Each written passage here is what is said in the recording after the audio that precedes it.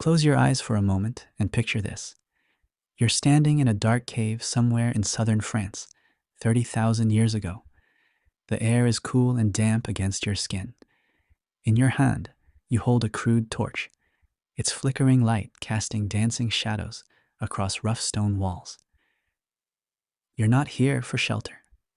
You're not here to escape the cold.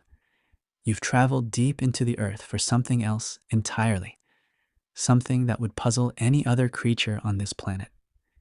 You're here to paint, to create, to reach towards something beyond yourself. You dip your hand in ochre, pressing your palm against the cold stone, leaving your mark. Around you, on these ancient walls, animals leap and run, bison thunder across the rock, horses gallop through eternity. But you're not just recording what you see. You're doing something more, something profound. You're creating sacred space. You're touching the divine. This moment, replicated in caves across Europe, Africa, and Asia, represents something extraordinary in the story of our species. Humans, alone among all the creatures that have ever walked this earth, have always reached beyond the visible world toward something greater. We've looked at the stars and seen gods. We've faced the mystery of death and imagined eternal life. We've stood before the vastness of existence and filled it with meaning, with purpose, with the divine. Tonight, we're going on a journey through time and mind, through burial grounds and temple ruins, through the very architecture of human consciousness itself. We're exploring one of the most fundamental questions our species has ever asked. Why do we need God? Why have humans, in every culture, in every era, in every corner of this world, turned their faces toward heaven and called out to something beyond themselves? This isn't a simple story. It's not about proving or disproving the existence of God. Instead, it's about understanding a profound truth about human nature. Whether we're religious or secular, believers or skeptics, we all share something remarkable. We are meaning-making creatures. We are the species that cannot help but search for purpose, for connection, for something larger than ourselves. And that search, that need, has shaped every aspect of human civilization, from our earliest days to this very moment. The need for God isn't weakness. It's not superstition. It's not, as some have claimed, merely the result of fear or ignorance. It's something far more complex, far more beautiful, and far more fundamental to what makes us human. It's woven into the very fabric of our minds, into our social structures, into the way we process death and seek meaning in life. Understanding this need, understanding why humans have always believed, reveals something profound about consciousness itself, about what it means to be the kind of creature that can ask why in the first place. So settle in.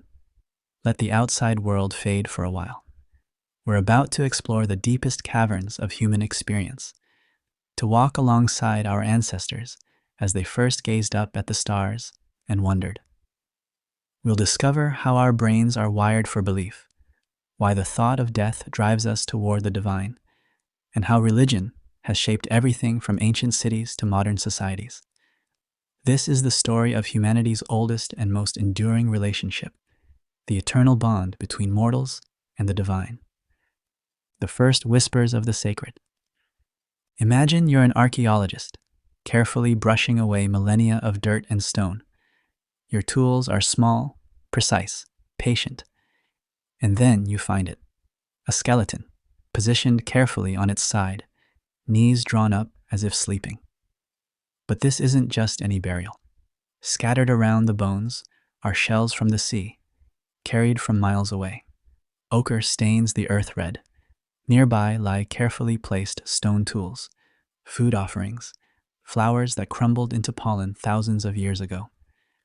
This person has been dead for more than 100,000 years, and yet someone loved them enough to prepare them for a journey. Someone believed they were going somewhere. This moment, repeated thousands of times across the ancient world, marks one of the most significant transitions in human history. Somewhere between 300,000 and 50,000 years ago, our ancestors began to do something no other species had ever done. They began to bury their dead with ceremony, with ritual, with clear intention. And in doing so, they revealed something remarkable. They had begun to imagine something beyond death. They had started to believe. The earliest evidence comes from places scattered across the ancient world, in caves in what is now Israel, at sites called Skul and Kafse. Archaeologists discovered burials dating back over 100,000 years. These weren't simple disposals of the dead. The bodies were positioned deliberately, often in the fetal position, as if curled up for sleep. With them lay objects, tools, shells. The deliberate positioning and inclusion of grave goods hint at something beyond mere disposal, suggesting the possibility of preparation for an afterlife or some form of continued existence beyond this world. In Europe, Neanderthals, our closest evolutionary cousins, also buried their dead. At Shanidar Cave in Iraq, excavators found what appeared to be a Neanderthal burial surrounded by flowers. Though later analysis suggested the pollen might have arrived by other means, the careful positioning of the body itself speaks to intentional burial practices. Whether these ancient human relatives possessed complex spiritual beliefs remains debated, but at minimum, they treated death as something requiring more than simple disposal. But it was during what archaeologists call the Upper Paleolithic period, beginning around 45,000 years ago, that religious behavior became unmistakable. This was when art exploded across the human world, when our ancestors began covering cave walls with paintings, carving figurines, creating beauty not for survival, but for something else entirely. The cave paintings themselves seem to whisper of something sacred, deep in places like Lascaux in France or Altamira in Spain. Far from the entrances where people lived, artists created galleries of animals so vivid they seem ready to leap from the stone. Why go so deep into the earth? Why paint in places that required torches to see? When researchers compare these sites to practices of contemporary hunter-gatherer peoples, patterns emerge that suggest these may have been sacred spaces, places where the boundary between the physical and spiritual world grew thin. The effort required to venture so deep, combined with the ceremonial nature of the art, points toward ritual significance rather than mere decoration. And then there are the Venus figurines, small statues of women, carved from stone or ivory or molded from clay, found across Europe and Asia. Many show exaggerated features, large breasts and hips and bellies, suggesting pregnancy or fertility. The most famous, the Venus of Hohle Fels, was carved from mammoth ivory about 35,000 years ago. These weren't casual art projects. They were created with painstaking care. While their exact purpose remains debated among scholars, the widespread distribution and consistent features across different regions imply they held significant meaning, whether as fertility symbols, representations of goddess figures, or objects connected to the sacred power of creation itself. What makes all of this so remarkable is what it reveals about the human mind. To bury someone with grave goods, you must believe they're going somewhere. To create sacred art deep in caves, you must imagine invisible forces, spirits, gods dwelling beyond the visible world. To carve fertility figures, you must see divinity in creation, in the mystery of new life. This is where religion begins, not with temples or scriptures or organized hierarchies, but here, in the flickering torchlight of a cave, in the careful placement of shells beside the dead. In the first moment, someone looked at the stars and wondered if something looked back. But why? What evolutionary pressure, what feature of human consciousness drove our ancestors toward this behavior? Other animals have remarkable cognitive abilities. Chimpanzees use tools. Elephants mourn their dead. Dolphins recognize themselves in mirrors. But only humans have built altars. Only humans have prayed. The answer lies partly in what makes human consciousness unique. We don't just think, we think about thinking. We don't just experience the present, we remember the past and imagine the future. We don't just observe patterns, we obsessively seek explanations for them. And most significantly, we are acutely, painfully aware of our own mortality. This self-awareness, this ability to project ourselves into the future and realize that someday we will die, creates what psychologists call existential anxiety.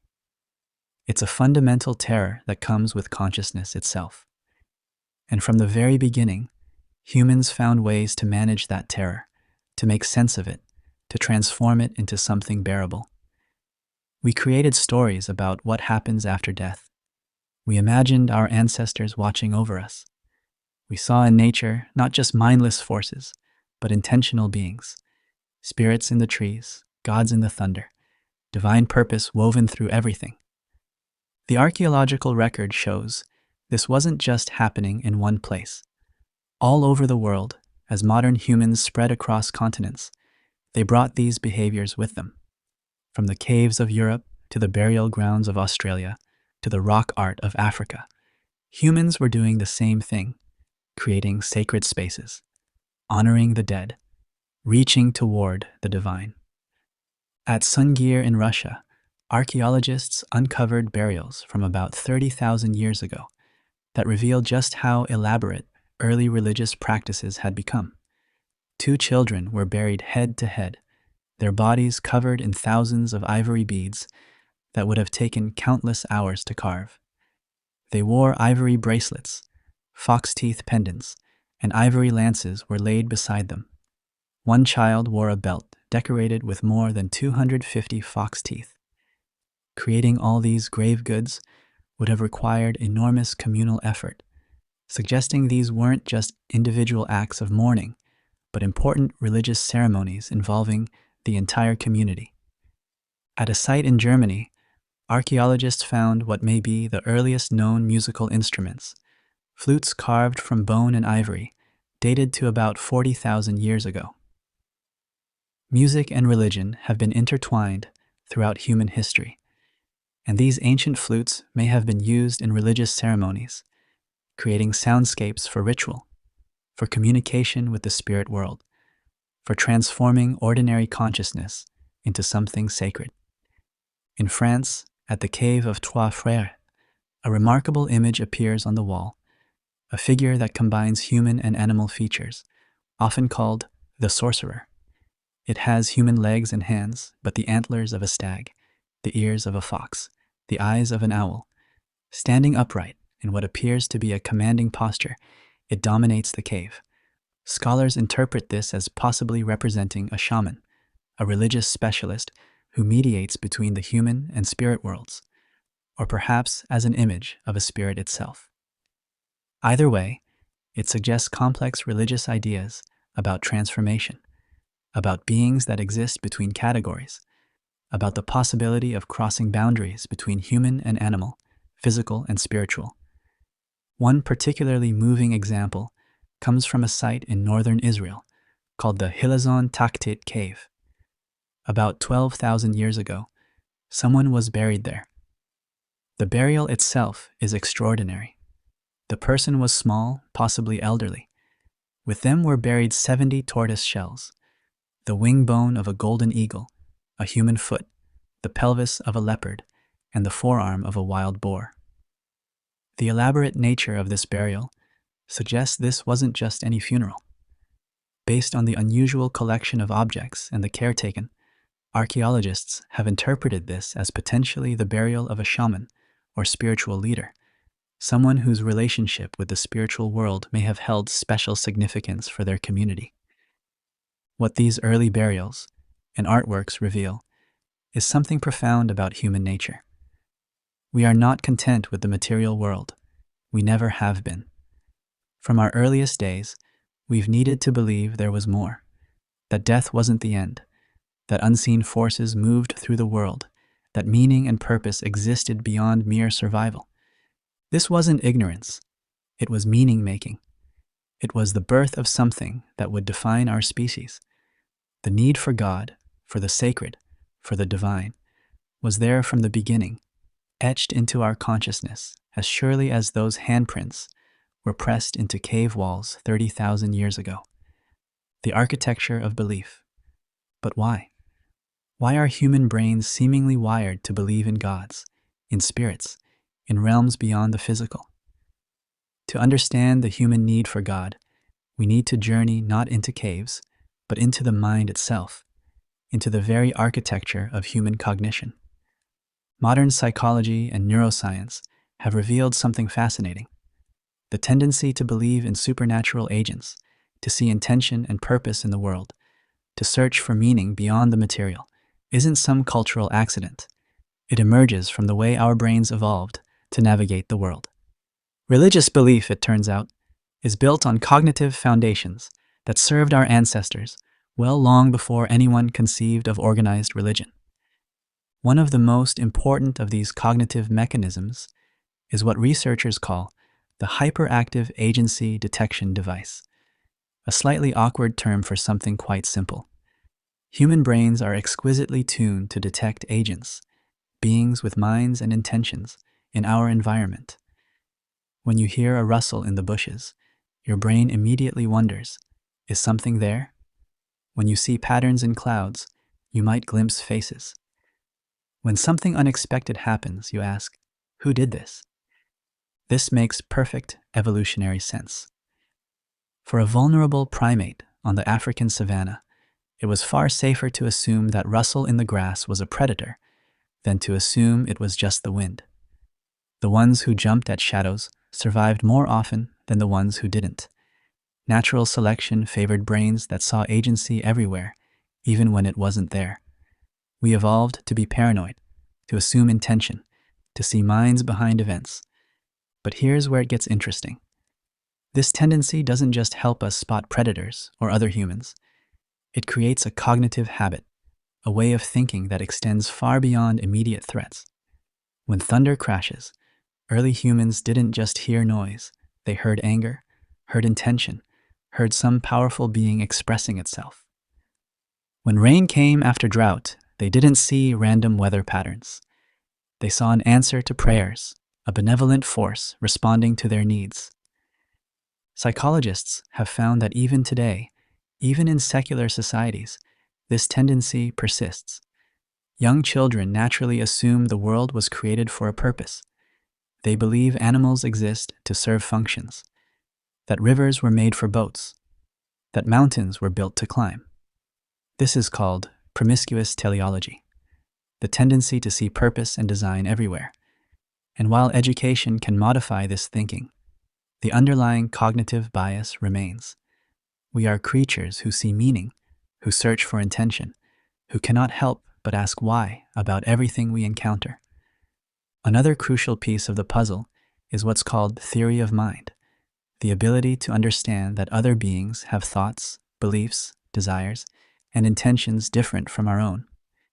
This is a sophisticated cognitive achievement. When you predict that your friend will be happy if you bring them coffee, you're using theory of mind. When you understand that someone is lying because they believe something false, you're using theory of mind. But here's the key. Once you have the ability to imagine minds, to attribute thoughts and intentions to others, that ability doesn't stay confined to other humans. The same cognitive mechanism that lets you understand your neighbor's thoughts also lets you imagine the thoughts of invisible beings. If you can conceive of your mother's desires when she's not in the room, you can conceive of a God's desires when that God is not visible at all. Research has shown that people across cultures spontaneously attribute mental states to supernatural beings. When asked what God knows or what spirits want, people draw on exactly the same cognitive tools they use to understand other humans. In fact, in many ways, gods are simply humans writ large, beings with exaggerated mental and physical powers, but recognizable minds nonetheless. This is why gods in most religions have personalities, preferences, emotions. They get angry, show mercy, make plans, respond to prayer. They're not abstract forces. They're agents, beings with minds, elevated to supernatural status, but fundamentally comprehensible because they work like human minds, only more powerful. A third critical component is our drive for causal explanations. Human brains are pattern-seeking, explanation-generating machines. When something happens, we immediately search for its cause. This served our ancestors brilliantly. Understanding cause and effect lets you predict the future, avoid dangers, and exploit opportunities. See tracks, infer animal. See storm clouds, predict rain. This kind of reasoning is fundamental to survival. But again, this cognitive tool doesn't stay narrow. When faced with events that have no obvious physical cause, our brains don't simply accept uncertainty. They generate explanations anyway. Why did my child get sick? Why did the rains fail? Why did that person recover from illness while another died? In the absence of scientific explanations, supernatural ones fill the gap naturally, effortlessly. This isn't stupidity or gullibility. It's the brain doing exactly what it evolved to do, generating causal explanations for observed events. In a world without modern science, attributing unexplained events to gods, spirits, or ancestors wasn't irrational. It was the brain's best attempt to make sense of a complex, often frightening world. Think about how this would have worked in practice for our ancestors. A child falls ill suddenly. There's no visible injury, no obvious cause. But the mother remembers that 3 days ago, she walked past the sacred grove without making an offering. Her mind makes a connection. The spirits must be angry. This isn't random pattern matching. It's the same cognitive mechanism that helps her connect eating certain berries with feeling sick, or notice that storms often follow certain cloud patterns. The difference is that when physical causes aren't apparent, supernatural explanations fill the void. This tendency to generate supernatural explanations becomes even stronger when events are emotionally significant. When something good happens, we want to believe someone intended it. When tragedy strikes, we need to understand why. Random chance is psychologically unsatisfying. It offers no control, no way to prevent similar events in the future. But if the drought came because we angered the rain god, then we can do something about it. We can make offerings, perform rituals, change our behavior. Supernatural explanations, even when wrong, provide a sense of agency and control that pure randomness denies us. Anthropologist Pascal Boyer has argued that religious concepts are minimally counterintuitive, meaning they violate our normal expectations just enough to be interesting and memorable, but not so much that they're incomprehensible. A tree that speaks is minimally counterintuitive.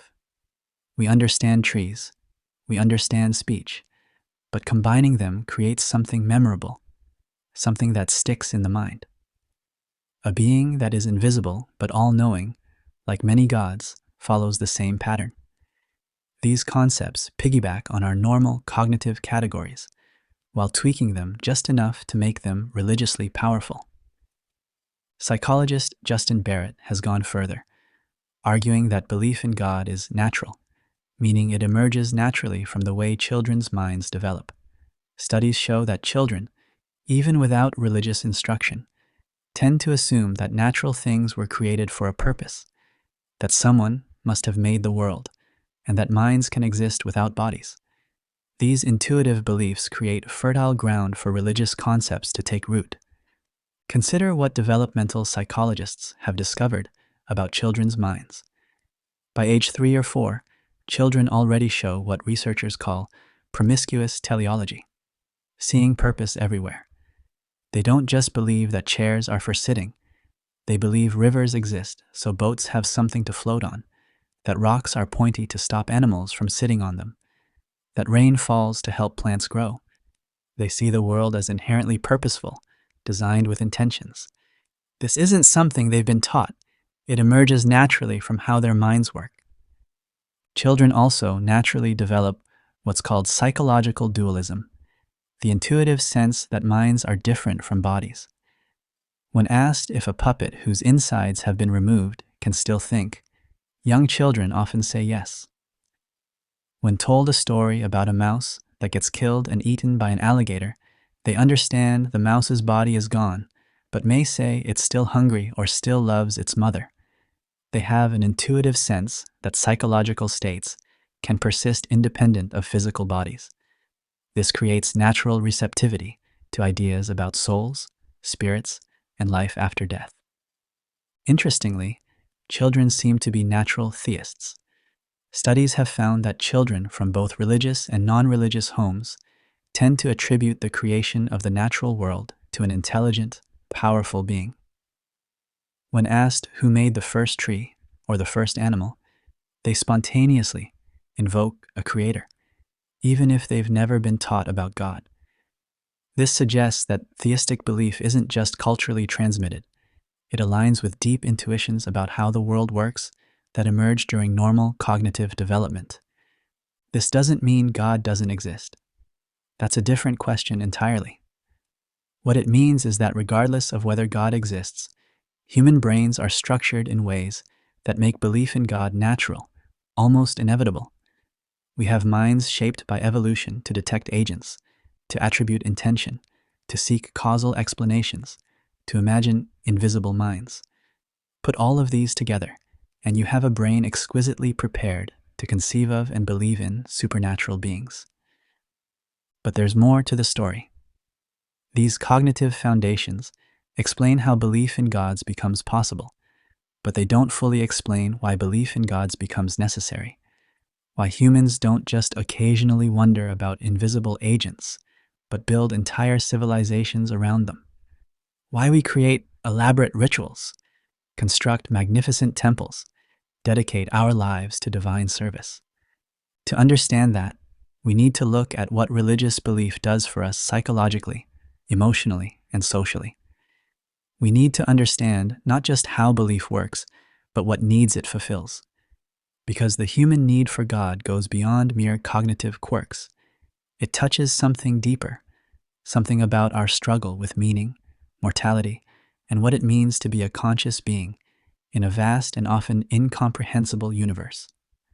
Some evolutionary psychologists have argued that religion itself may have been selected for by evolution, not just as a byproduct of other cognitive mechanisms, but as an adaptation that provided real survival advantages. Groups with strong religious beliefs and practices may have outcompeted groups without them. How? Through several possible mechanisms. First, religion promotes cooperation within groups.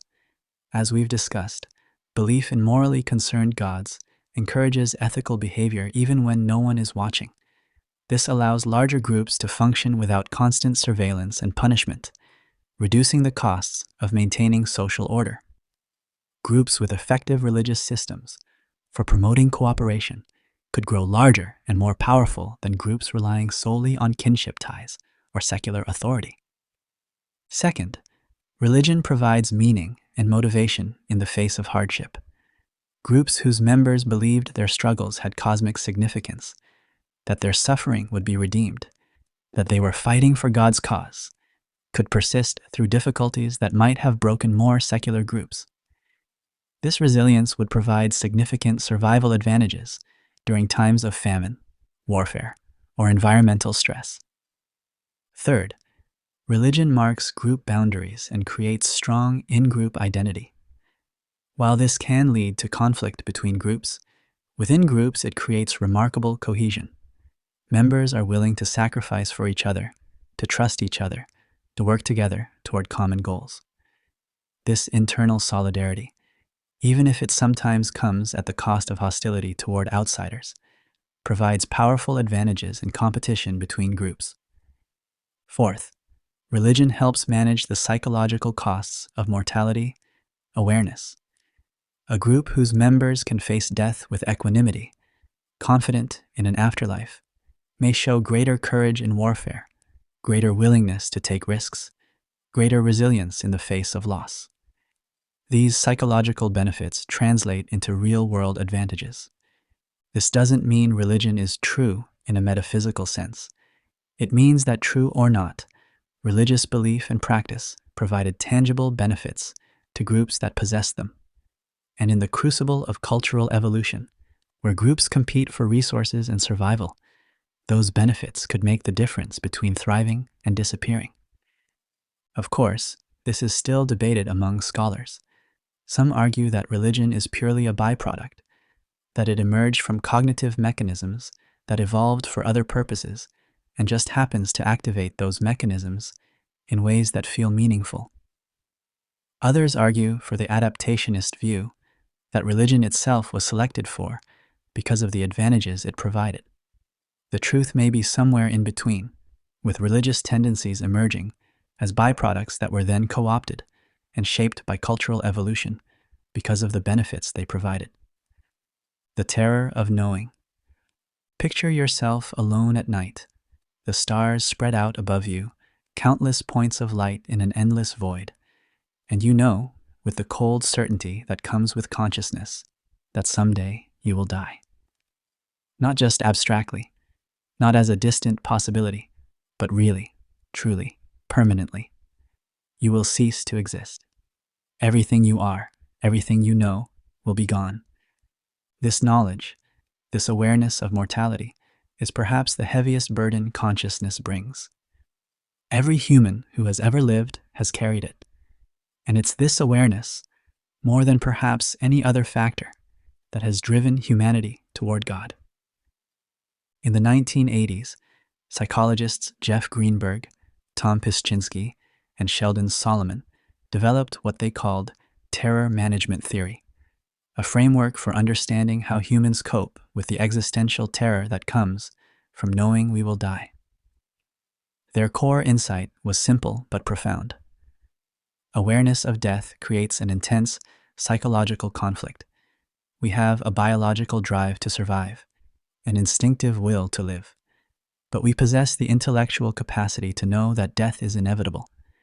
This creates what they called existential anxiety, a deep-seated dread that underlies much of human behavior. How do we manage this terror? According to terror management theory, we do it in two primary ways. First, we invest in cultural worldviews, shared belief systems that provide meaning, order, and purpose to existence. Second, we pursue self-esteem, trying to feel valuable and significant within those worldviews. Together, these strategies help us feel that our lives matter, that we're part of something larger than ourselves, something that will persist even after we're gone. And this is where religion becomes crucial, because religion, more than perhaps any other cultural institution, directly addresses the problem of death. It transforms death from an ending into a transition. It promises that physical death isn't the end of existence, but merely a passage to something else, something often portrayed as better, more complete, more real than mortal life. Consider what most religions offer. Christianity promises eternal life in heaven for believers. Islam offers paradise for the faithful. Buddhism teaches reincarnation, or ultimate liberation from the cycle of suffering. Hinduism presents an elaborate system of rebirth toward ultimate union with the divine. Judaism, while historically less focused on afterlife, increasingly incorporated concepts of the world to come.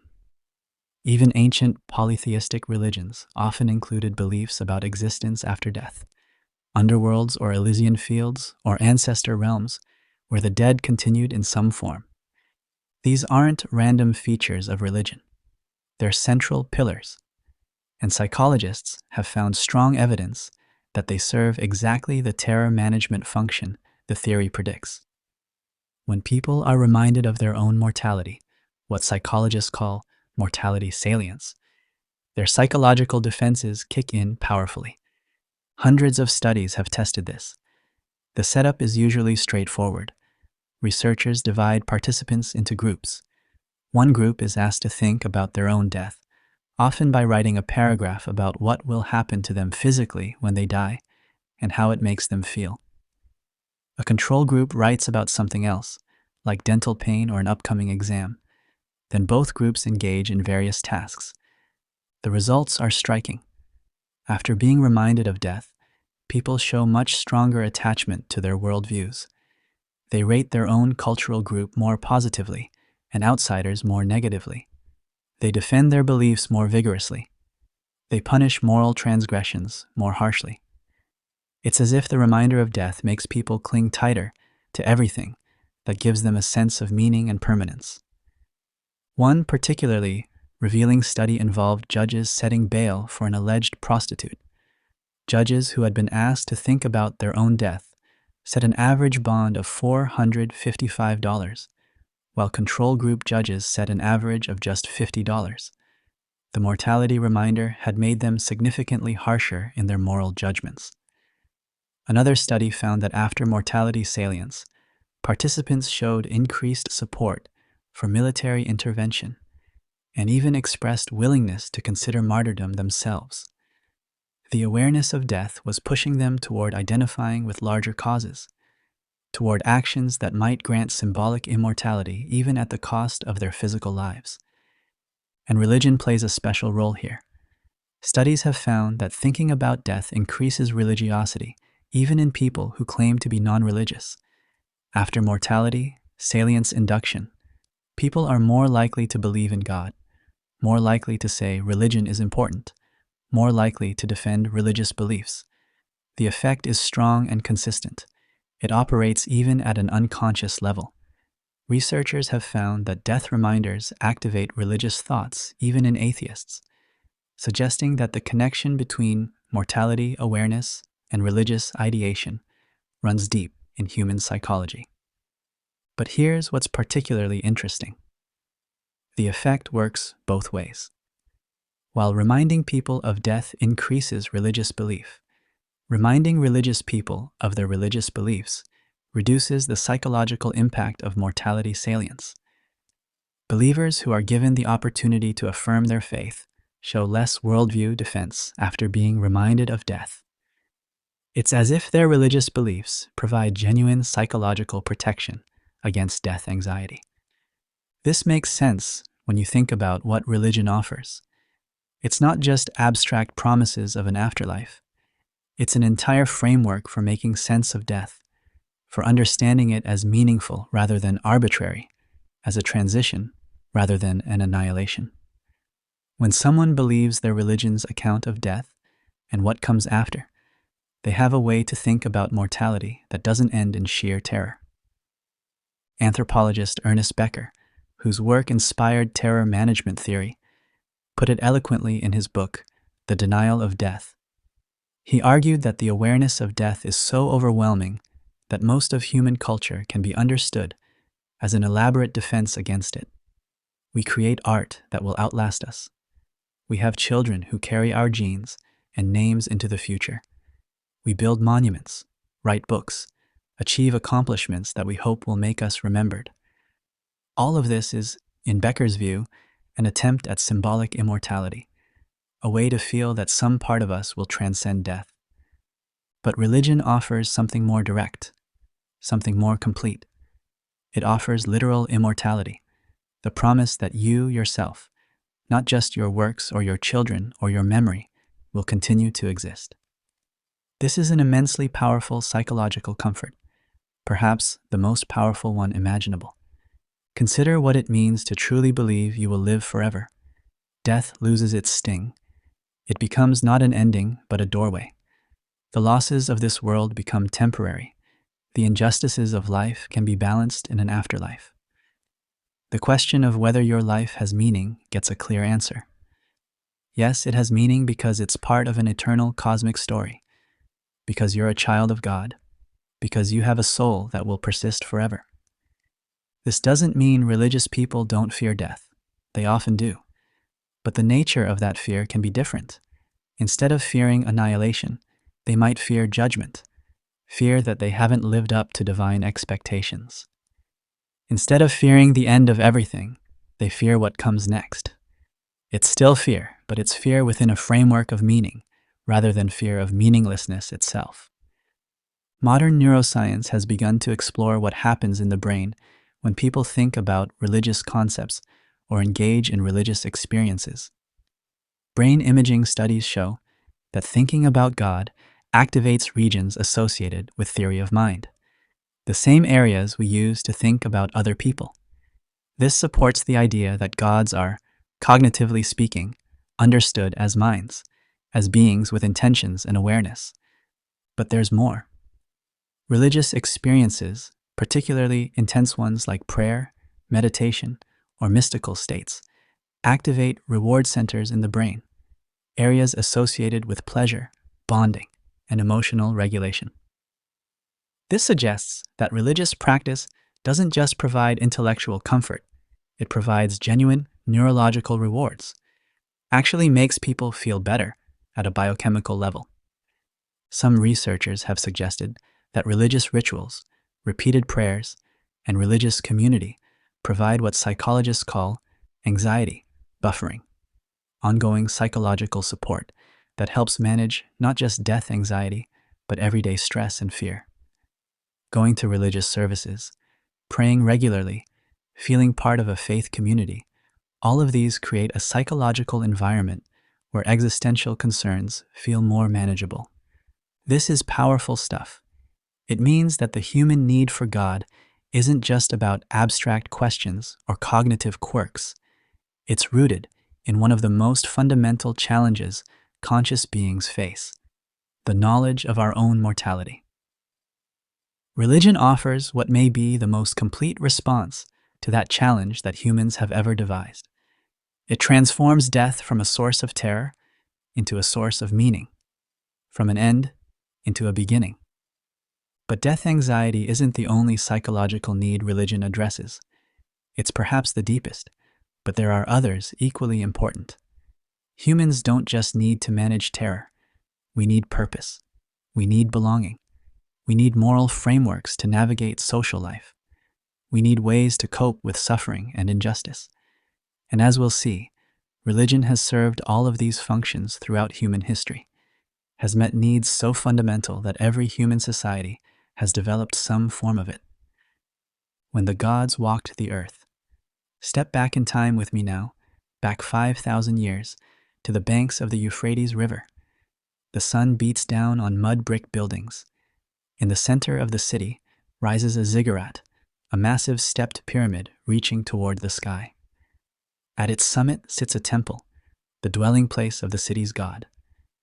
Priests ascend the steep stairs, carrying offerings, performing rituals, maintaining the sacred connection between heaven and earth. This is ancient Mesopotamia, often called the cradle of civilization, where some of the world's first cities emerged. And with these cities came something remarkable, the first elaborate polytheistic religions that we have extensive written records of. These ancient believers didn't worship one god. They worshipped hundreds, thousands, an entire universe of divine beings, each with their own domains, personalities, and powers. At the top of the Mesopotamian pantheon sat the great gods. En, the sky god, represented the vault of heaven itself. Enlil, god of storm and earth, held tremendous power over natural forces. Enki, the water god, ruled over the fresh waters that made life possible and was known for wisdom and cunning. Beside them stood Inanna, later called Ishtar, goddess of love and war, beautiful and fierce and utterly unpredictable. But these great gods were just the beginning. Below them existed a vast hierarchy of lesser deities. There were gods of cities, gods of professions, gods of abstract concepts. There was a goddess of beer brewing, a god of brick-making, deities who watched over shepherds, scribes, merchants, and farmers. The Mesopotamians saw the divine everywhere, in every aspect of life and nature. Why this multitude of gods? The answer lies in how these ancient people understood the world. They looked at the complexity of existence, at the forces that shaped their lives, and they saw intentional beings. Thunder wasn't just a sound, it was the voice of a god. The flooding of rivers wasn't just natural hydrology, it was divine action, sometimes blessing, sometimes punishment. Fertility, weather, war, love, all of these were governed by supernatural agents with their own agendas and emotions. The gods were powerful, but not always benevolent. The Epic of Gilgamesh, one of humanity's oldest stories, includes an account of a great flood sent by the gods simply because humans were too noisy and bothered them. This reflects something crucial about ancient polytheism. The gods weren't primarily concerned with human welfare. They had their own desires, their own conflicts, their own priorities. Humans had to navigate this divine political landscape carefully, offering sacrifices, performing rituals, building temples, all to keep the gods appeased and hopefully gain their favor. Daily life in ancient Mesopotamia was infused with religious observance. Every morning, priests would wake the god statue in the temple, bathe it, dress it in fine clothes, and offer it meals. They weren't pretending the statue was alive. They believed it housed the god's spirit, that the god was genuinely present and required care. Ordinary people couldn't enter the inner sanctum where the god dwelled. That was the priest's privilege. But they could offer prayers and gifts at the temple gates, hoping their devotion would be noticed and rewarded. When something went wrong, when crops failed or disease struck, or enemies threatened, people assumed they had somehow offended the gods. They would consult diviners who would examine sheep livers or observe the flight of birds or interpret dreams, looking for signs of divine displeasure. Once they identified the problem, they could perform appropriate rituals to restore the god's favor. This gave people a sense of control in an uncertain world. Bad things didn't just happen randomly. They happened for reasons, and those reasons could be addressed through proper religious action. The Mesopotamian worldview was fundamentally hierarchical, and this hierarchy extended into the divine realm. Just as their society had kings, nobles, and common people, so too did the realm of the gods. The divine order mirrored the social order. Gods had families, formed alliances, fought wars, made treaties, just like human rulers did. In fact, kings were often seen as the earthly representatives of the gods, ruling by divine mandate. Travel west to Egypt, and you find a different but equally elaborate polytheistic system. The ancient Egyptians worshipped thousands of deities, many depicted with animal heads or bodies, representing the sacred power they saw in the natural world. At the center of their religious universe stood Ra, the sun god, whose daily journey across the sky and nightly passage through the underworld structured cosmic time itself. The Egyptians watched the sun rise each morning and saw not just a celestial body, but a god being reborn, sailing across the sky in a sacred bark, doing battle with the forces of chaos. Each sunset wasn't merely the end of daylight, but Ra's descent into the underworld, where he fought the serpent, Apophis, through the dark hours. That the sun rose again each morning was never guaranteed in the Egyptian mind. It required the gods' constant struggle against the forces that threatened to plunge the world into eternal darkness. This gave every sunrise spiritual significance, proof that order had once again triumphed over chaos. Osiris, god of death and resurrection, played a central role in Egyptian religion. His mythology, killed by his brother Set and resurrected by his wife Isis, became the template for understanding death and the afterlife. When Egyptians died, they hoped to follow Osiris's path, to be judged worthy and granted eternal life in the field of reeds, a paradise much like Egypt itself, but perfected, eternal. The journey to the afterlife wasn't automatic. The deceased had to undergo judgment in the hall of Ma'at. The heart was weighed against a feather, symbol of truth and justice. If the heart was heavy with sin, it would be devoured by Ammit, a chimera of crocodile, lion, and hippopotamus, and the person would cease to exist. This wasn't just metaphorical. Egyptians believed this literally happened, that there was an actual moment of cosmic judgment that determined whether they would continue to exist or be annihilated forever. The stakes couldn't have been higher.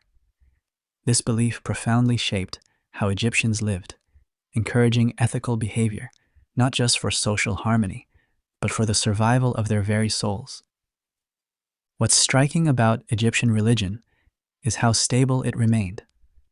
For over 3,000 years, despite invasions, changes in political power, and shifts in which gods received the most attention, the basic structure of Egyptian polytheism endured. This suggests it was meeting deep psychological and social needs, providing a framework that made sense of life, death, and the cosmos in ways that felt right to generation after generation. The Egyptians saw their land as blessed, protected by the gods, an island of order in a world of chaos. This concept of ma'at, cosmic order and balance, was central to their worldview. The pharaoh's job was to maintain ma'at, to keep the universe running properly through correct ritual and ethical behavior. When the Nile flooded at the right time, when harvests were good, when enemies were defeated, it meant ma'at was being maintained. When disasters struck, it suggested ma'at had been disrupted and had to be restored. This polytheistic worldview wasn't unique to Mesopotamia and Egypt. Travel to ancient Greece, and you find Mount Olympus populated with gods who meddle in human affairs, play favorites, fall in love with mortals, and fight among themselves.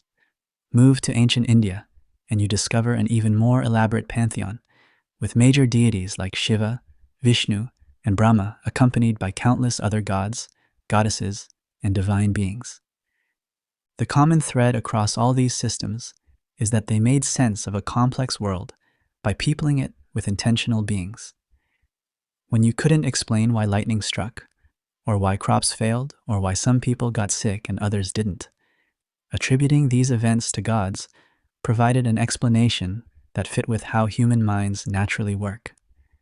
Remember those cognitive mechanisms we discussed, the tendency to see agency, to attribute intention, to seek causes for events?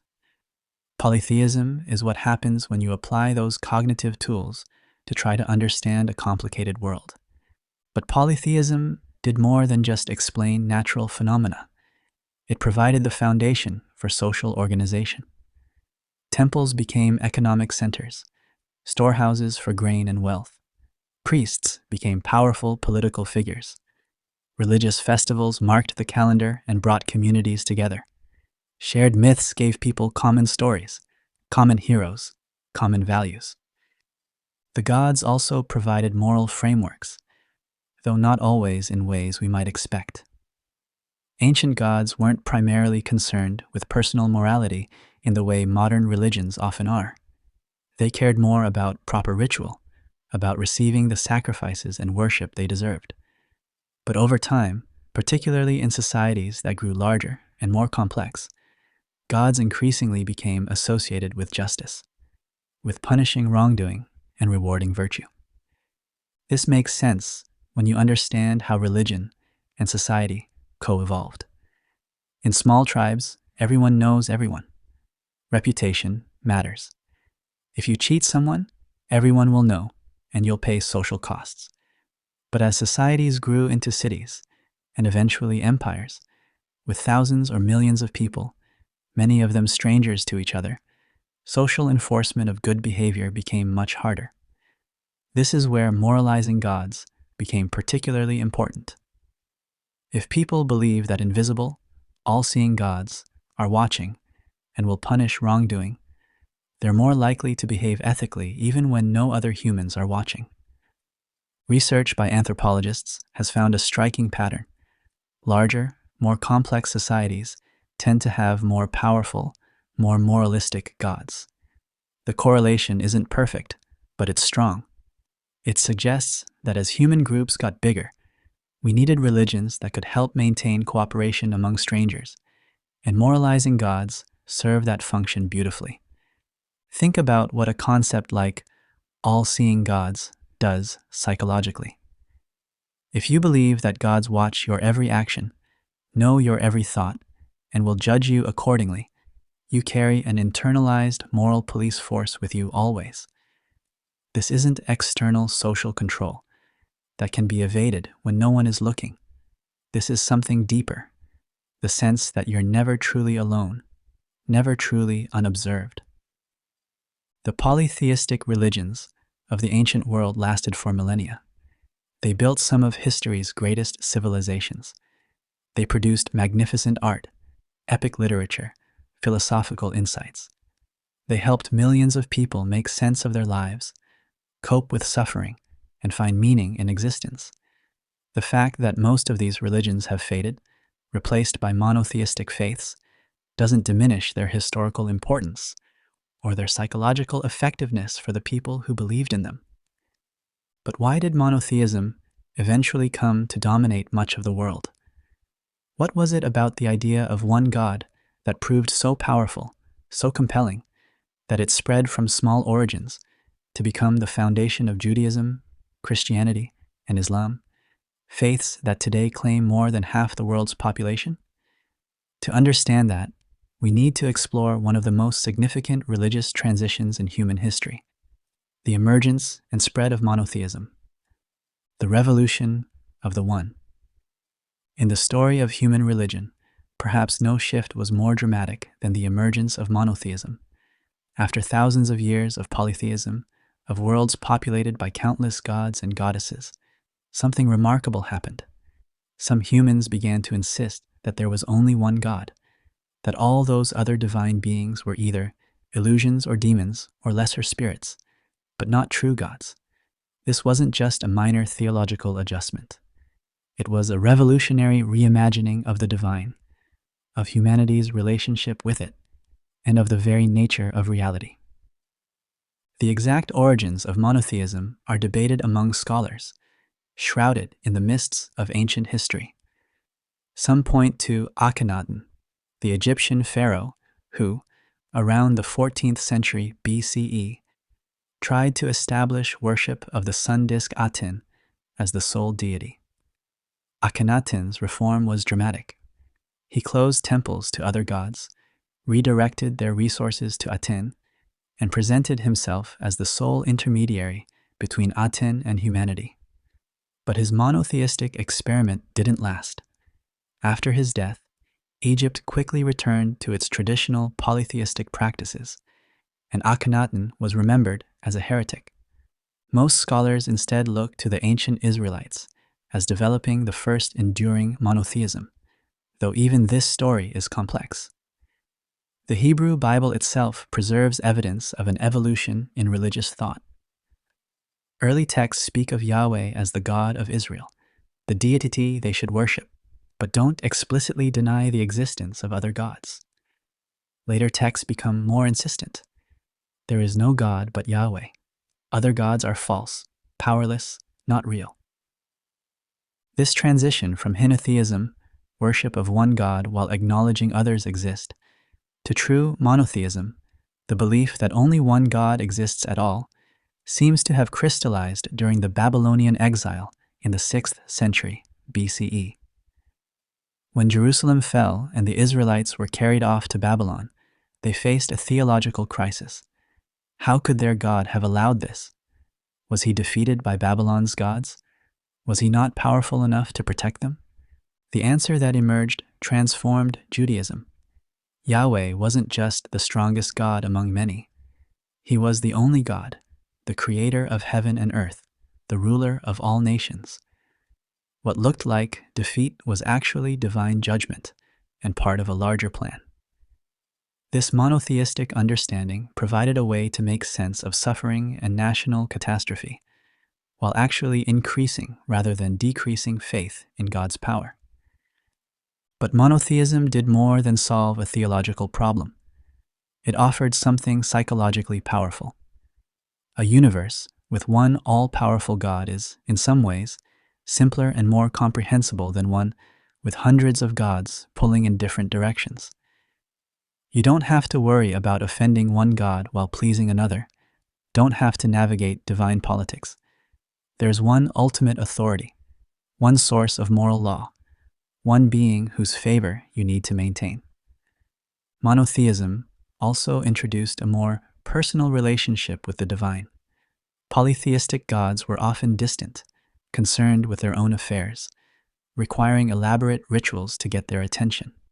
But the God of Judaism was portrayed as intimately concerned with his people, making covenants with them, speaking through prophets, caring about not just ritual correctness, but justice, mercy, and righteousness. The Hebrew prophets emphasized this ethical dimension. God didn't just want sacrifices. He wanted people to treat each other justly, to care for the widow and orphan, to pursue righteousness. This connected religious belief directly to ethical behavior in a way that transformed what religion meant. Faith wasn't primarily about performing rituals correctly. It was about living rightly, about aligning your life with divine will as expressed through ethical commandments. Christianity emerged from this Jewish monotheistic tradition, but added its own revolutionary elements. The core Christian claim that God himself had become human in Jesus Christ, that the infinite had entered the finite, the eternal had experienced mortality, created a new framework for understanding the divine-human relationship. Christianity maintained strict monotheism, at least officially, though the doctrine of the Trinity, three persons in one God, has been debated and contested throughout Christian history. But what Christianity offered psychologically was immensely powerful. The idea that God loved humanity so much that he would suffer and die for human salvation spoke to deep emotional needs. Here was not a distant deity demanding sacrifice, but a God who sacrificed himself, who experienced human suffering, who understood mortality from the inside. This made God both transcendent and intimate, both the all-powerful creator and the suffering servant who identified completely with human pain. The psychological comfort this offered, especially to the poor and oppressed, helps explain Christianity's rapid spread through the Roman Empire. It wasn't just that Christianity promised eternal life, though it did. It was that it portrayed a God who cared deeply and personally about each individual soul, who knew suffering firsthand, who offered not just power but love. Islam, emerging in the 7th century, returned to a starker monotheism. Allah was one, absolute, beyond comparison, utterly transcendent. The Quran insists on Tawhid, the absolute unity and uniqueness of God. To associate partners with Allah, whether other gods or anything else, was shirk, the gravest sin possible. Yet Islam also emphasized God's mercy and compassion. The phrase, "In the name of God, the merciful, the compassionate," begins most Quranic chapters. This balanced transcendence with accessibility. God was beyond all human categories, yet he communicated clearly through revelation, gave humanity guidance, and would judge with both justice and mercy. Islam also offered something socially powerful, a vision of radical equality before God. In the early Muslim community, Arab and non-Arab, slave and free, rich and poor, all were equal as believers. The first muezzin, the one who called the faithful to prayer, was Bilal, a former Ethiopian slave. This egalitarian impulse, combined with a clear monotheistic message and a comprehensive legal and social framework, helped Islam spread with remarkable speed across vast territories. What all three Abrahamic faiths shared was this revolutionary insistence on one God, and with that came certain shared implications. If there is only one God, then that God is the God of everyone, not just of one tribe or nation. Monotheism has a universalizing impulse. If truth is one, then ultimately everyone should recognize it. This helps explain why these faiths became missionary religions, actively seeking to spread their message, in contrast to most polytheistic religions, which were tied to specific peoples or places. Monotheism also created clearer boundaries between the sacred and profane, between proper belief and heresy. Polytheistic systems were often quite syncretistic, easily incorporating new gods into existing pantheons. But monotheism drew sharp lines. There is one true God. Other beliefs are false. This created the possibility of religious persecution in a new way. Persecuting not for worshipping the wrong gods, but for worshipping false ones, or for conceiving of the one God incorrectly. Yet monotheism also offered profound psychological benefits. It simplified the cosmos. It provided a clear moral framework. It promised a personal relationship with the ultimate source of all existence. It transformed death from an ending into a transition to judgment and eternal life. It gave individuals a sense of cosmic importance, each soul precious to God, each life meaningful in an eternal context. The success of monotheism, its spread to dominate much of the world, suggests it met psychological and social needs even more effectively than the polytheistic systems that preceded it. But this doesn't mean polytheism disappeared entirely, or that monotheism solved every human need for the divine. Rather, as we'll see, religion continued to evolve, adapting to new social conditions, addressing new questions, meeting needs that arose as human societies grew ever more complex. The bonds that bind. Imagine a village square on a festival day. Music fills the air. People wear their finest clothes. A procession winds through the streets, carrying the symbols of their faith, images of saints or prophets or sacred texts. Everyone participates. Everyone knows the songs, the prayers, the rituals. Children watch their parents and grandparents and learn not just religious doctrines, but what it means to belong, to be part of something larger than themselves. This scene, repeated across cultures and throughout history, reveals another crucial dimension of religion's hold on humanity. Beyond explaining the world, beyond managing death anxiety, beyond providing moral frameworks, religion creates community.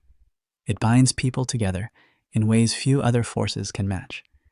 Human beings are intensely social creatures. We evolved in small groups where cooperation was essential for survival. Our psychology is deeply wired for social connection, for belonging, for knowing our place within a community. Isolation is psychologically painful. Belonging feels like coming home. And religion, perhaps more than any other social institution, creates powerful bonds of belonging. Consider what shared religious belief accomplishes socially. First, it creates a common worldview, a shared understanding of reality itself. When everyone in a community believes the same origin story, worships the same god or gods, follows the same moral codes, it establishes a foundation of mutual understanding. You know that your neighbors see the world roughly as you do, that they share your values, that you can trust them because you trust the same divine authority. This common ground facilitates cooperation in remarkable ways. Economists and evolutionary biologists have long puzzled over human cooperation. We cooperate with strangers. We sacrifice for abstract groups. We follow rules even when we could get away with breaking them. This is unusual in the animal kingdom, where cooperation typically occurs among kin or within tightly bound reciprocal relationships, where cheating is easily detected and punished. Religion helps solve this cooperation problem. When people believe that invisible, all-knowing gods watch their behavior and will punish wrongdoing, they're more likely to behave cooperatively even with strangers, even when no human is watching. Anthropological studies have found that societies with moralizing high gods, deities concerned with human ethical behavior, show higher levels of cooperation and can sustain larger groups than societies without such beliefs. One fascinating study tested this by having people from various societies play economic games that measured cooperation and fairness. The researchers found that people from religions, emphasizing powerful, morally concerned gods, were more likely to treat strangers fairly, even when they could have profited from cheating. The belief in watchful gods created what researchers call supernatural monitoring, an invisible accountability system that encouraged ethical behavior toward people outside one's immediate social circle. This supernatural monitoring seems to have been particularly crucial as human societies transitioned from small bands to large cities and eventually empires. In a village of 100 people, everyone knows everyone's reputation. Cheat someone and word spreads quickly. But in a city of 10,000, you might interact with strangers you'll never see again. Without supernatural monitoring, the temptation to cheat in anonymous interactions becomes much stronger. Belief in gods who see everything and punish wrongdoing helps solve this problem, creating what economists call broad radius cooperation, that to cooperate with people far outside your immediate kin group. Religious rituals play a particularly important role in creating social cohesion. When people sing together, pray together, perform the same physical actions in unison, it creates what psychologists call collective effervescence, a sense of unity and emotional connection that binds participants together. Rituals synchronize behavior, synchronize emotions, create shared experience that forms the foundation of group identity. The power of synchronized action shouldn't be underestimated. When an entire congregation stands, sits, kneels, and speaks in unison, something remarkable happens neurologically. Brain imaging studies have shown that synchronized movement activates neural networks associated with bonding and social connection. Endorphins, the brain's natural opioids, are released during synchronized activity, creating a natural high that reinforces the positive feelings associated with religious participation. This isn't just psychological, it's biochemical. Our bodies reward us for participating in synchronized religious rituals. Think about the power of a congregation singing together, thousands of Muslims praying in unison at Mecca, the silent meditation of Buddhist monks sitting side by side. These aren't just individual religious experiences, they're collective ones. Moments when individual boundaries dissolve slightly and people feel themselves part of a larger whole, connected not just to each other, but to the divine, to their ancestors, to the entire tradition that stretches back through generations. Anthropologists have documented how religious rituals often involve what they call costly signaling, engaging in behaviors that are difficult, painful, or expensive in ways that demonstrate commitment to the group. Fasting during Ramadan, tithing 10% of your income, spending hours in prayer or meditation, undertaking difficult pilgrimages. These aren't easy actions. But that's precisely the point. By engaging in costly behaviors, believers signal to themselves and others that they're genuinely committed to their faith community. This creates trust. You know that someone who's invested heavily in the religious community is unlikely to cheat or betray other members because they have too much to lose. This explains why many successful religious communities throughout history have demanded significant sacrifices from members. The Shakers required celibacy. Many Christian monasteries require vows of poverty. Ultra-Orthodox Jewish communities require extensive daily religious observance that shapes every aspect of life. These aren't arbitrary restrictions. They're mechanisms that bind the community together by ensuring that everyone has made substantial investments that would be lost if they left. Religious communities also provide practical support networks. Churches, mosques, temples, and synagogues function as social hubs where people form relationships, where the sick are visited, where the grieving are comforted, where those in need receive help. Studies consistently show that religious participation correlates with better physical and mental health, longer life expectancy, lower rates of depression and suicide. While some of this may be due to the psychological benefits of belief itself, much of it comes from the social support that religious communities provide. This social dimension helps explain why religion persists even in modern secular societies.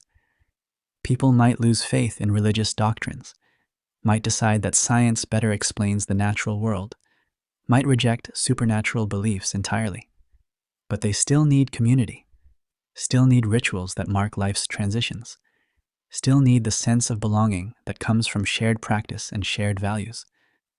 This is why even in highly secular societies, many people maintain cultural or social connections to religious traditions even if they don't believe the literal theology. Religious identity also creates strong in-group bonds, but this comes with a shadow side. Strong in-group loyalty often produces out-group hostility. When your religion tells you that you're part of the chosen people, that you possess truth others lack, that your way is the right way, it can create divisions, conflicts, even violence toward those outside your faith. History is filled with religious wars, persecutions, crusades, jihads, inquisitions. These aren't aberrations from true religion, but emerge naturally from religion's social function. When religion binds your group together, it often does so partly by defining who's outside the group, who's wrong, who's threatening. The same psychological mechanisms that create unity within religious communities can fuel conflict between them. Yet religion has also often worked toward peace and reconciliation. Every major religious tradition contains teachings about love, compassion, treating others with kindness. Religious figures from Buddha to Jesus to Gandhi have preached nonviolence and universal compassion. Religious communities have been at the forefront of movements for social justice, for caring for the poor, for welcoming strangers. The key seems to be how religious identity is constructed and maintained. When religion emphasizes universal values, shared humanity, and compassion toward all people, it can transcend group boundaries. When it emphasizes exclusivity, purity, and sharp boundaries between believers and unbelievers, it tends to create conflict. But regardless of whether a particular religious community is more inclusive or exclusive, more peaceful or more prone to conflict, the underlying social function remains the same. Religion creates identity, belonging, community. It answers not just the question, what should I believe? But the deeper question, who are my people? Where do I belong? This social dimension of religion also helps explain its transmission across generations. Children aren't born religious. They're born into religious communities, raised with religious stories, surrounded by religious practices. They learn their faith not primarily through theological instruction, but through participation, through seeing their parents pray, through attending services, through celebrating religious holidays. Religion is transmitted socially, culturally, embedded in family and community life. And this social transmission creates deep emotional attachments. The religion you grew up with isn't just a set of beliefs you happen to hold. It's connected to your earliest memories, to your sense of family, to your cultural identity. Leaving one's childhood religion can feel like betraying family, abandoning your people, cutting yourself off from roots that run deep. This emotional dimension of religious belonging can't be overstated. For many people, religious community provides their closest friendships, their support system, their social life. The church or mosque or temple is where they meet potential spouses, where their children make friends, where they celebrate life's joys and mourn its losses. To leave that community, even if you no longer believe its doctrines, means losing all of that social infrastructure. It's no wonder that many people remain formally part of religious communities long after they've stopped believing, maintaining the social connections even as the theological content fades. Modern society, with its mobility and fragmentation, has weakened many traditional social bonds. People move frequently, live far from extended family, work long hours, interact increasingly through screens rather than face-to-face. In this context, religious communities can provide something precious and increasingly rare: a stable, enduring community that knows you, cares about you, and provides a sense of continuity and belonging that modern life often lacks. This social function of religion isn't separate from its other functions, but deeply intertwined with them. The same beliefs that help you manage death anxiety also bind you to others who share those beliefs. The rituals that connect you to the divine also connect you to your community. The moral frameworks that guide your behavior also create trust with fellow believers. Religion works as an integrated system, meeting multiple needs simultaneously, and its social dimension is as fundamental as its theological or psychological ones. The comfort of certainty. There's a particular feeling that comes with deep religious faith, a sense of standing on solid ground, of knowing, really knowing, not just believing, but being certain. The universe has purpose. Your life has meaning. Death is not the end. Right and wrong are real, not just social constructions. God exists and cares about you personally. For those who experience this kind of faith, it provides something profoundly comforting in an uncertain world. Uncertainty is psychologically difficult for humans. We evolved to need predictability, to feel most comfortable when we can anticipate what's coming. Uncertainty triggers anxiety, stress, the feeling that we need to be vigilant because danger might strike at any moment. This made sense for our ancestors. The more you could predict, whether about animal behavior or weather patterns or other people's intentions, the better you could navigate a dangerous world. But modern life is filled with radical uncertainty. We don't know when we'll die. We don't know if our plans will succeed. We don't know if our loved ones will stay healthy. We face questions without clear answers. Why do bad things happen to good people? What's the meaning of suffering? Does anything we do ultimately matter? Neuroscience has shown that uncertainty activates the brain's threat detection systems. The amygdala, our fear center, becomes more active when we face ambiguous situations. This creates real physiological stress. Cortisol levels rise. Heart rate increases. Sleep becomes difficult. Chronic uncertainty can lead to anxiety disorders, depression, and a host of physical health problems. The brain craves certainty, not as a luxury but as a necessity for psychological equilibrium.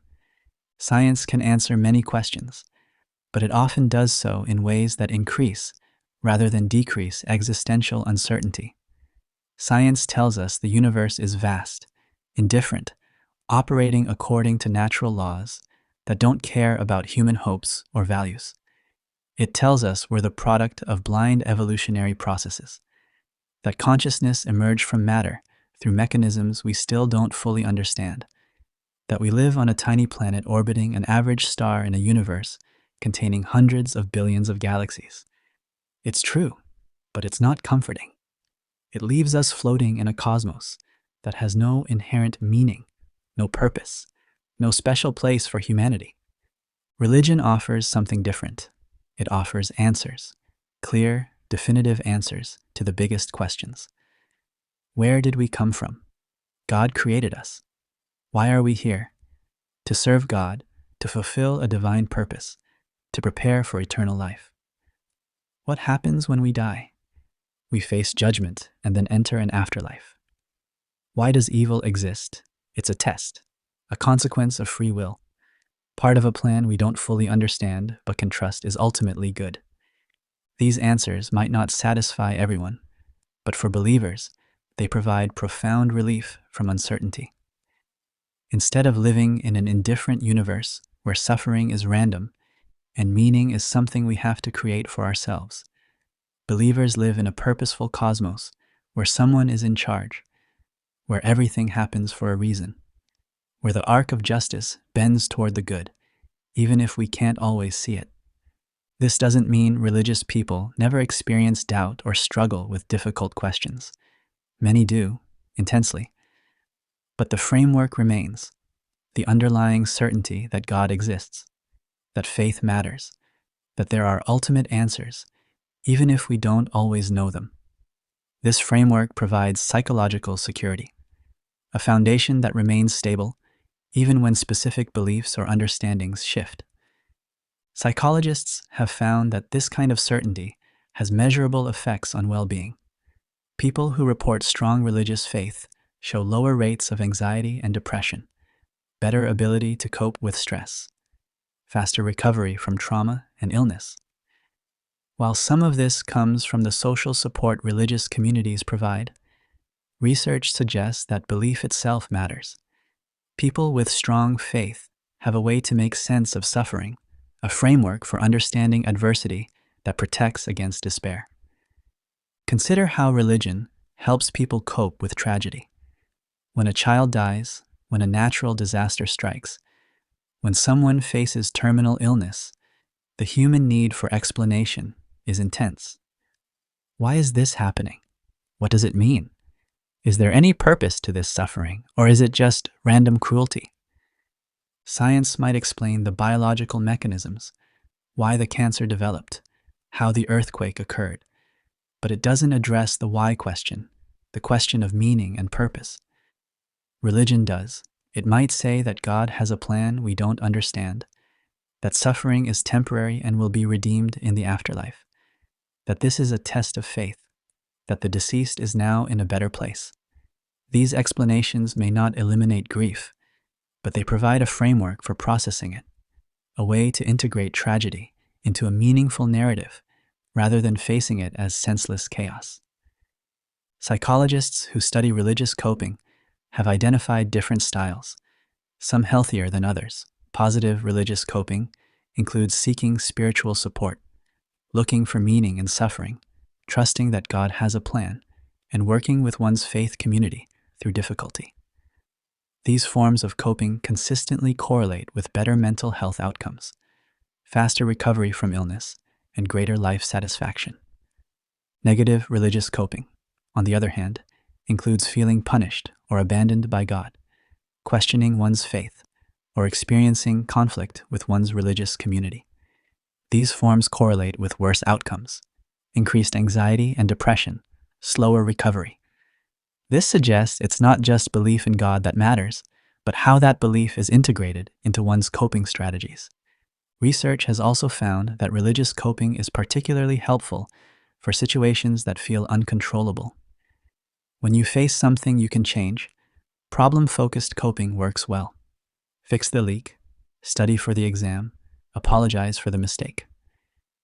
But when you face something beyond your control, terminal illness, the death of a loved one, natural disasters, religious coping can be especially powerful. It provides a way to accept what cannot be changed while maintaining a sense of meaning and hope despite circumstances. Religious frameworks also provide clear moral certainty in a world where ethical questions can seem impossibly complex. When moral guidelines come from divine command rather than human reasoning, they carry absolute authority. Thou shalt not kill, love thy neighbor, honor thy father and mother. These aren't suggestions open to debate. They're commandments from God, applicable always and everywhere. For many people, this moral clarity is deeply reassuring. You don't have to agonize over every ethical decision, trying to calculate consequences or balance competing principles. You have clear rules, divine guidance, a way to know right from wrong. When you follow these rules, you can feel confident you're doing what's right, what God wants, what will lead to eternal reward rather than punishment. Of course, religious ethical systems are actually more complex than this suggests. Religious scholars spend lifetimes debating fine points of interpretation. Religious traditions evolve, adapting to new circumstances. What counts as following divine will shifts across time and context. But for most believers, most of the time, religious morality provides clear enough guidance to navigate life's ethical challenges with a sense of confidence. This certainty extends to questions of identity and purpose. Who am I? Why was I born? What should I do with my life? These are questions many people struggle with, especially in modern secular societies, where identity seems infinitely customizable and purpose seems self-determined. The freedom to define yourself can be liberating, but it can also be overwhelming, even paralyzing. Religious identity provides an answer. You are a child of God. You were created for a purpose. Your life has meaning, not because you've created it, but because it was given to you. Different religious traditions fill in this framework differently, emphasizing different virtues, different paths, different ways of serving the divine. But the core structure remains. You matter to God. Your life is part of a larger story. Your existence has meaning that transcends your individual choices. For people facing existential anxiety, facing the vertiginous freedom and responsibility of modern life, this kind of certainty can feel like a lifeline. It's not that religious people don't have to make choices or take responsibility. They do, constantly. But those choices occur within a framework of meaning and purpose that feels given, not constructed, absolute, not contingent. There's also the certainty that comes from tradition, from being part of something that has endured for centuries or millennia. When you practice a religion with ancient roots, you're not just making up your own belief system. You're part of a chain stretching back through countless generations. Your grandparents practiced this faith, and their grandparents, and theirs. This continuity provides a sense of stability, of connection to something larger than your individual life, of participating in a story much bigger than yourself. This traditional authority can be constraining, demanding conformity, resisting change, but it can also be comforting, freeing you from the burden of having to figure everything out for yourself. The basic questions have been answered. The core practices have been established. You don't have to reinvent spiritual life from scratch. You can follow a path that has been tested by millions of people over thousands of years. Of course, this kind of religious certainty has downsides.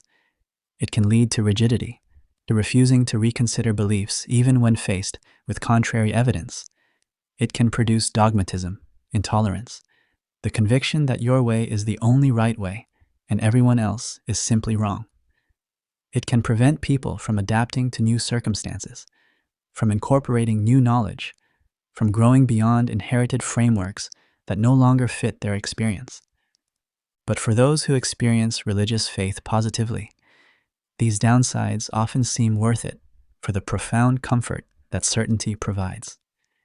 In an uncertain world, knowing or believing you know feels like shelter from the storm, solid ground in shifting sand, a refuge from the anxiety that gnaws at human consciousness. The persistence of the sacred. We live in what many call a secular age. Science explains what once seemed miraculous. Medicine cures diseases that used to be blamed on demons or divine punishment. Technology gives us powers that would have seemed godlike to our ancestors. In wealthy, educated societies, traditional religious belief and practice have declined dramatically. Fewer people attend religious services. Fewer claim to believe in God. Religion's influence over public life has weakened. Yet the human need for something beyond the material world persists. Even in the most secular societies, people seek meaning, search for purpose, look for ways to transcend the mundane and touch the sacred. The forms this takes have changed, but the underlying need remains. Look at the rise of spiritual but not religious identity. Across the Western world, growing numbers of people reject organized religion, but insist they're spiritual. They might meditate, practice yoga, believe in some form of higher power or cosmic energy, seek transcendent experiences through nature or art or psychedelic substances. They're crafting personal spiritualities, mixing and matching from various traditions, creating belief systems that feel authentic to them rather than accepting inherited doctrines. Walk into any bookstore and you'll find entire sections devoted to spirituality, self-help, personal growth, all addressing needs that religion traditionally met. People read about finding their purpose, discovering their authentic self, connecting with the universe, healing their inner child. The language may be psychological rather than theological, but the underlying questions remain deeply spiritual. Who am I? Why am I here? How should I live? What happens after death? These are the same questions humans have always asked, the same needs religion has always addressed. Consider the popularity of mindfulness and meditation in secular contexts. Stripped of their Buddhist origins, these practices are now taught in hospitals, schools, and corporate offices as stress reduction techniques. but practitioners often report experiences that sound remarkably spiritual, moments of profound peace, feelings of connection to something larger, a sense of transcendence. The practice may be framed in secular, scientific language, but it's meeting needs that are fundamentally religious in nature. This phenomenon reveals something important. The decline of traditional religion doesn't eliminate religious needs. It transforms how those needs are met. People still seek connection to something larger than themselves, still need frameworks for meaning, still want practices that help them cope with suffering and face mortality. They're just finding these things outside conventional religious institutions.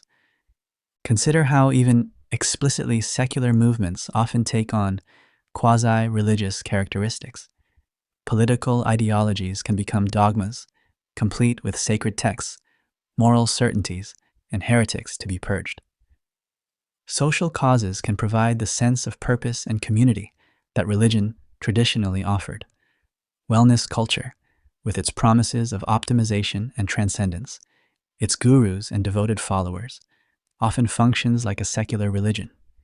Environmental movements speak of Mother Earth, of humanity's sacred duty to protect creation, of apocalyptic climate change threatening our very existence. These aren't just scientific claims. They're infused with moral urgency, with metaphysical significance, with the sense that what's at stake isn't just material well-being, but something deeper, more fundamental. Listen to how environmentalists speak, and you hear language that sounds remarkably religious. The earth is sacred. We must repent for our sins against nature. We must change our ways before it's too late. There are true believers and climate deniers, orthodox positions and heresies. The structure mirrors religious movements, complete with prophets, sacred texts, and visions of both apocalypse and redemption. Even science itself, for some, becomes a kind of secular religion, offering ultimate explanations, promising progress, providing a cosmology that replaces religious ones. The atheist community often develops rituals, communities, moral frameworks that mirror religious structures, suggesting that even in rejecting God, people still need the psychological and social functions that religion provides. There are atheist churches, atheist chaplains, atheist ceremonies for life's major transitions. The content may be secular, but the form remains recognizably religious. Consider the growing field of psychedelic therapy. People take substances like psilocybin or ayahuasca, seeking transcendent experiences, encounters with the divine, insights that transform their understanding of themselves and reality. These experiences often sound intensely spiritual, even when described by people who don't believe in any traditional God. They report feelings of unity with the universe, encounters with beings or entities, profound realizations about the nature of consciousness and existence.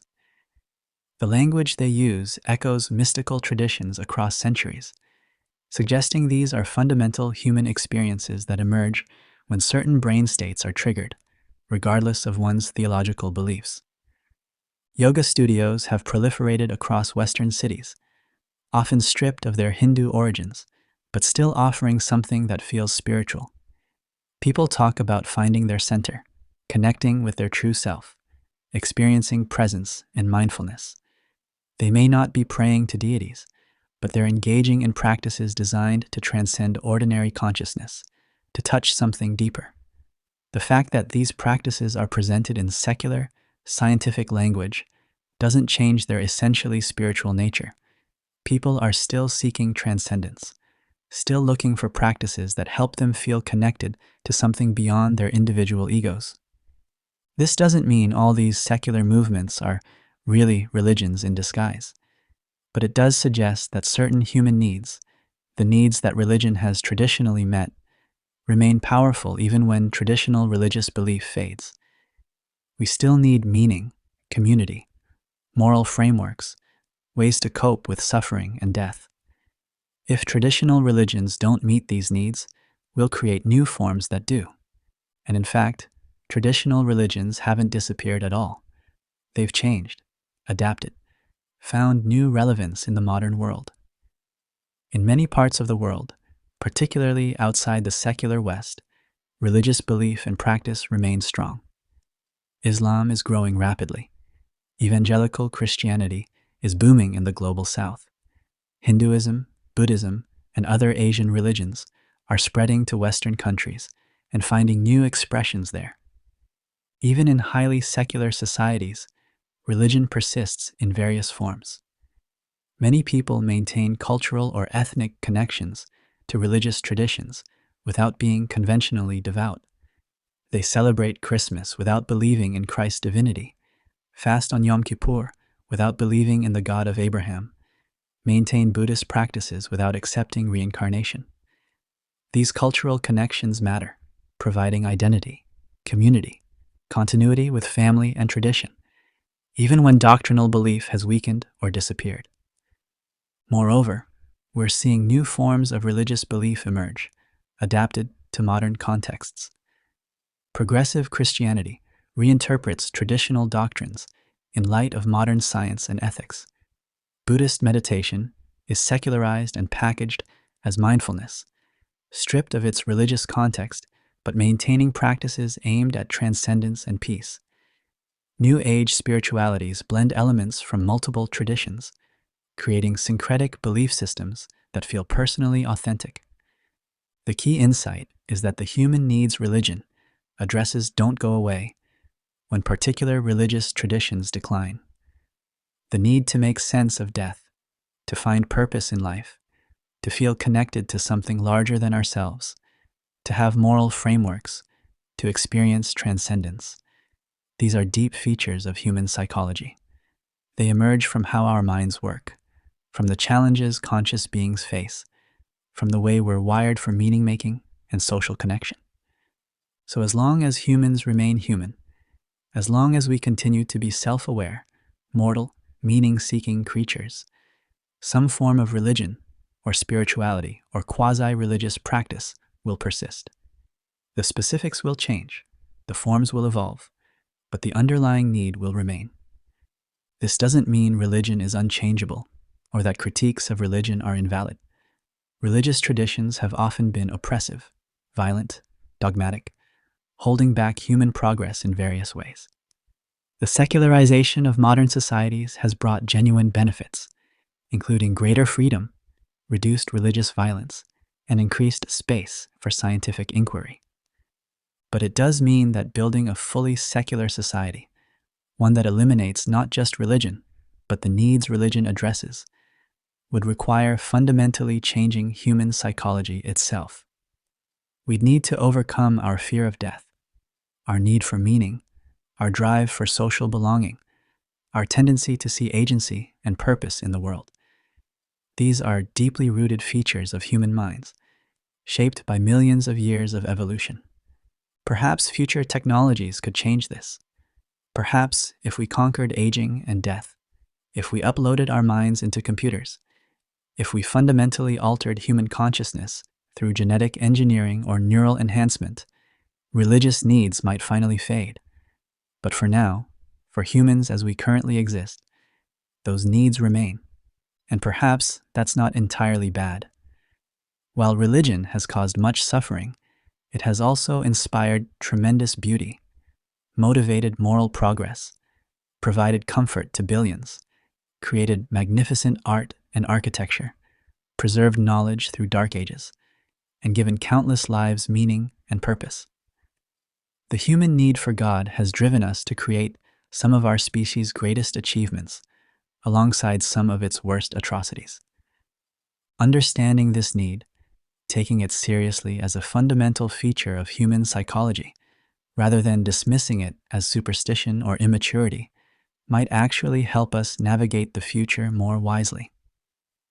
Whether we're believers or skeptics, whether we find fulfillment in traditional religion or in secular alternatives, recognizing what drives humans toward the divine can help us understand ourselves and each other more deeply. Looking forward. As we come to the end of this exploration, let's return to where we began, to that cave 30,000 years ago, to that moment when our ancestors first pressed their hands against stone walls and reached towards something beyond themselves. That reaching, that need to touch the transcendent, hasn't disappeared. It's still here, still shaping human life, still driving us to ask the big questions. Why do we need God? Not because we're weak or ignorant, though religion has sometimes exploited weakness and fostered ignorance. Not because we're afraid, though fear has always been part of the equation. We need God, or something like God, because we're conscious beings in a vast and often incomprehensible universe, because we know we're going to die, because we can't help but search for meaning and purpose, because we're social creatures who need to belong to something larger than ourselves. These needs emerge from the very architecture of human consciousness. They're built into how our brains work, shaped by millions of years of evolution, refined by thousands of years of cultural development. They've driven us to create civilizations, to build temples that scrape the sky, to paint caves deep in the earth, to write scriptures and sing hymns and dance in ritual circles under the stars. Religious belief isn't separate from human nature. It's an expression of it.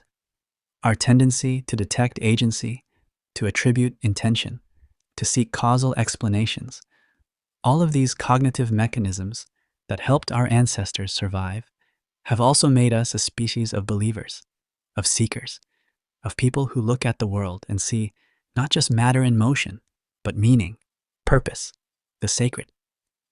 And when we face our own mortality, when we confront the existential terror that comes with knowing we will die, religion offers what may be the most powerful balm humanity has ever devised. It transforms death from an ending into a doorway. It promises that we matter, that our lives have meaning, that we're known and loved by the creator of the universe itself. For billions of people throughout history and today, this has made the burden of consciousness bearable. Religion has also solved profound social challenges. It's helped humans cooperate on scales that would otherwise be impossible. It's provided moral frameworks that bind communities together. It's created identities that give people a sense of belonging. It's built institutions that care for the sick, educate the young, comfort the grieving. Yes, religion has also divided people, sparked wars, justified oppression, but its positive social functions are real and shouldn't be dismissed. As we move forward into an increasingly complex and interconnected world, understanding the human need for God becomes more important, not less. Whether we're building secular societies that respect religious pluralism or religious communities that engage with modern knowledge, we need to recognize that religious needs are deep, powerful, and unlikely to simply disappear. For believers, this understanding might deepen appreciation for their faith, seeing it not just as revealed truth, but as something that meets genuine human needs, that connects to deep features of psychology and society. For skeptics, it might inspire less dismissiveness and more appreciation for why religion matters so much to so many people, why it can't simply be argued or educated away. The future of religion is uncertain. Perhaps traditional faiths will continue to evolve, adapting to new scientific knowledge and changing social norms while maintaining their core spiritual functions. Perhaps new forms of belief will emerge, better suited to modern contexts, but still addressing those fundamental human needs. Perhaps technology will someday eliminate death itself, removing one of religion's primary purposes. Perhaps we'll create secular institutions that meet religious needs without supernatural beliefs. But whatever form it takes, the human search for meaning, for transcendence, for connection to something larger than ourselves will likely persist. Because that search isn't about ignorance or weakness or fear alone. It's about being human, about possessing the kind of consciousness that can ask why, that can imagine beyond the present moment, that can conceive of infinity and yearn to touch it. As you drift off to sleep tonight, perhaps you'll dream of that ancient cave, of torchlight flickering on painted walls, of a hand pressed against cold stone reaching toward the eternal.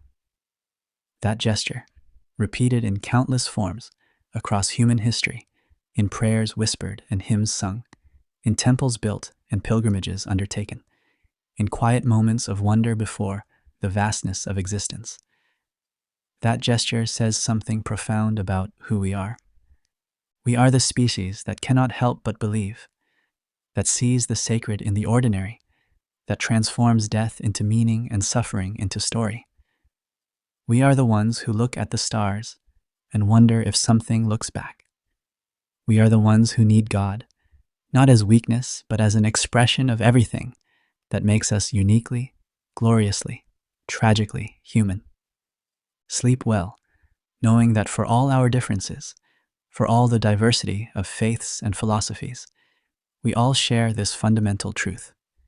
We are meaning-making creatures in a mysterious universe, and the need to reach beyond ourselves, to touch something transcendent, to believe in more than we can see, is woven into the very fabric of human consciousness.